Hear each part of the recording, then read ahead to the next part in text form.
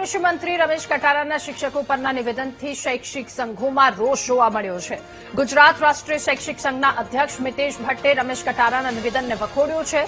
શિક્ષકો ફરજ કરતા પણ વધારે કામ કરતા હોવાનું મિતેશ ભટ્ટે કહ્યું। મંત્રી પગારની વાત કરે છે તો તે આર્થિક સુવિધા અને જીવન નિર્વાહ માટે છે।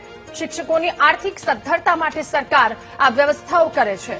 જ્યારે સરકાર સાથેની આ મંત્રણા અમલી નથી બનતી ત્યારે શિક્ષકો રેલી કાઢે છે અને સમસ્યા કોઈ સાંભળવા તૈયાર નથી હોતું ત્યારે આવા સંગઠનો આગળ આવતા હોવાનું મિતેશ ભટ્ટે કહ્યું।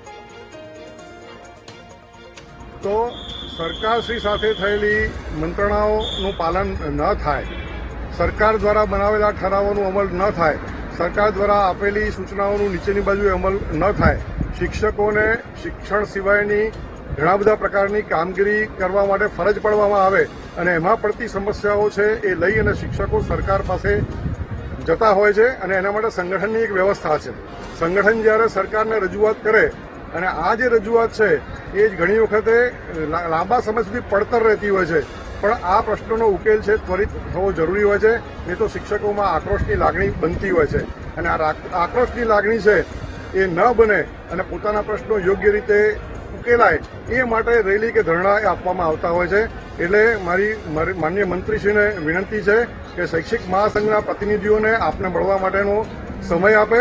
અમે અમારા જે પ્રશ્નો છે અને સંગઠનની જે કાર્યપદ્ધતિ છે એ મંત્રીશ્રીને મળીને સમજાવીશું।